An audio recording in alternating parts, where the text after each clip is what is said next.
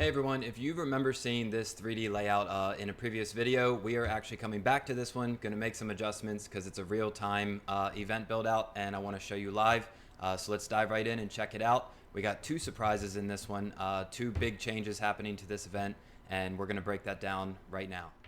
Okay, so the first one is going to be that the client requested to take this, which is, if you've seen any other videos, I like to kind of be informative and helpful on helping you plan your event.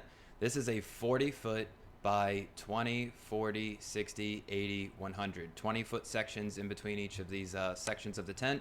So this is a 40 by 100, and the client requested to go to a sailcloth style tent. Now, that's the big surprise, spoiling it early, is the differences between this sailcloth. It's going to change quite a bit with this event layout, and that's why it's super important to kind of plan this stuff in advance. That way you don't have to have any, it limits the surprises come install day. So we've got our sink plates here. Let's drop this down right onto the grass. And the first and obvious change that I'm going to walk you through is the design. So it's very obvious. This tent is the high peak pole and it's a rectangle. So the way you plan your event, you can kind of plan around this type of tent layout. But obviously we go over here, and I'm not going to insult your intelligence. This is an oval. So it changes things. If you think about this corner, you know, you have this space going from here to here, but here it gets cut off and it shrinks in. So we're going to have to kind of play around with that, and it will essentially change our layout. So I wanted to build these side by side, and there's one other change that we'll be making to this that the client requested, and what we're going to do is move this out, and we're going to duplicate this layout, because from the notes that I have, we are keeping a very similar layout here, just changing and modifying kind of the tent size. Also, there's another big change with this style tent, which is going to be the dimensions of it, specifically the dimensions of it. So let's start by putting our dance floor kind of in the centered up there, and we'll go ahead and edit this to make it fit in a second.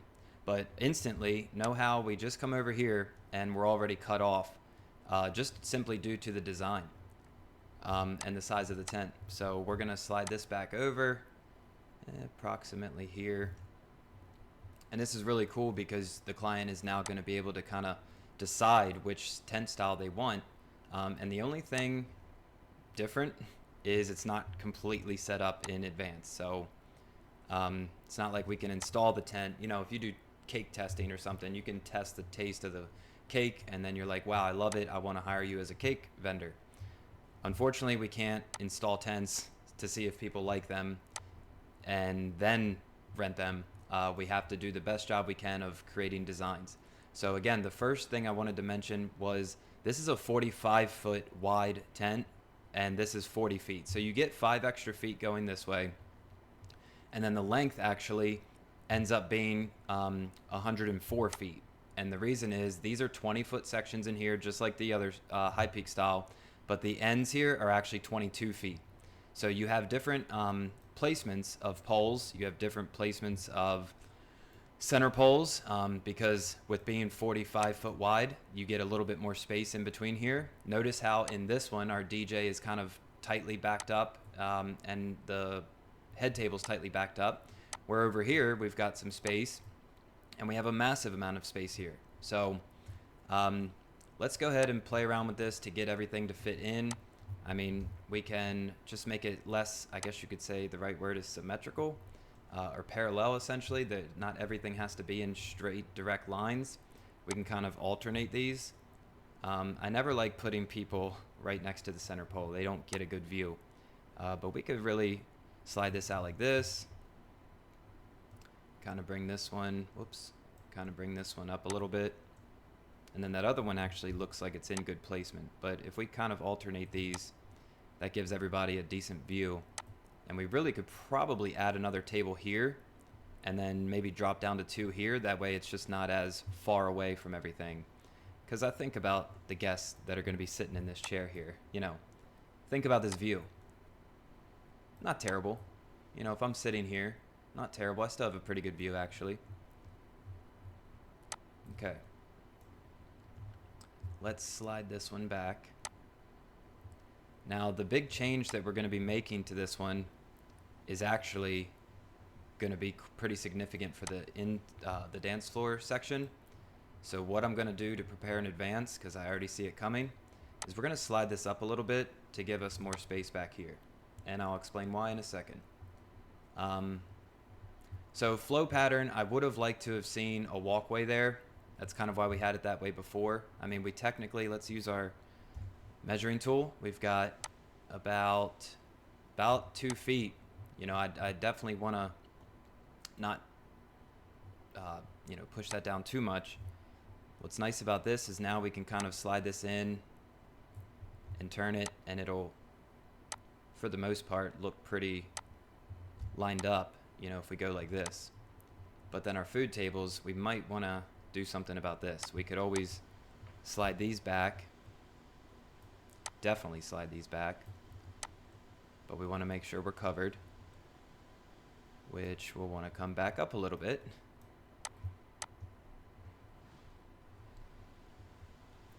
Yeah, planning sailcloth events are awesome because they're just a beautiful, beautiful setup. You've got the natural wood poles as opposed to the aluminum side poles. And I mean, you can just tell right there. I mean, this is in 3D and it already looks, in my opinion, significantly better. Let me know what you think. If you like the natural wood poles, or if you don't care, like that's a good take. Might be like a hot take or a relevant take, not sure, but as you're watching this, just shoot a comment below. Do you think it's worth, because obviously the sailcloth costs extra money, do you think it's worth paying extra money for a tent that looks really, really uniquely, significantly better? Or when you're planning your event or getting quotes for tents, do you care? Do you even care? Like for us, we think it's a big deal because we offer the tents. But for you as the consumer or anybody watching this, planning an event, does it truly matter, or is it just preference for an aluminum pole or a natural wood pole? I'd be curious to know the results of that. All right, so we're gonna have to tilt this just a little more because I can tell we're not fully under. Let's see. And like we talked about in a previous video, if you've got caterers, you know, kind of having a food tent here and they're feeding the food in and it's raining or whatever, whoops, then you're going to definitely want to make sure that we provide enough space for people to be behind, because the servers are going to, they're going to need it and they're going to thank you for it, you know, because if we press this right up against the tent and we have to put sidewalls up here, it's just going to be, as long as you have the extra space, you'll be fine. But we've got flow here, which is good. And we've definitely got flow back here. And again, we've got kind of an abundance of space over here, so we could space those seating tables out a little bit more. And there we have it. It's a very similar layout as before. And the big change that I've been kind of holding on to is, I believe, based on the notes that I'm seeing on this order, is we're switching from a DJ to a stage. Whoops, I forgot I have a stage over here. So let's take our stage and move this in. A lot of people ask, you know, what size stage do I need? A lot of times your band is going to know that, like whether it's a 3-piece band or a 4-piece, 5-piece band, you know, a drummer with 2 guitarists or whatever. You know, you're going to want to, that's what's important about making sure vendors kind of all know, like, and trust each other, because then you can kind of, because then you can kind of, for the most part, know what to expect. A lot of times it really just, you could have a large event. You could have a large event with a small band. So just because it's a large event doesn't technically mean that it's going to be a big band. All right, so I'm going to have to go back and group this all back in, and we're just going to shrink it this way. And let's go with a 16 foot this way. No, we'll go with a 12 foot this way with a 16 foot this way. Okay, so we've got our 12 foot by 16 foot stage, and at this time I'm completely guessing. We'll find out from the client. We always recommend, you know, ask your band, say, hey, how many, what's the size of your band? What space do you recommend? A lot of times they might know way better than we would. I mean, we can always recommend, but who knows? Somebody might be bringing an extra speaker or an extra whatever, different setup. But there's our staging. So now, if they have a live band here, we still have plenty of space, and we actually kind of get to move this back a little bit. This will give us that floor space that we were looking for earlier. I mean, you don't have to completely press it up, but that at least gives us a little bit of space there. So there you have it.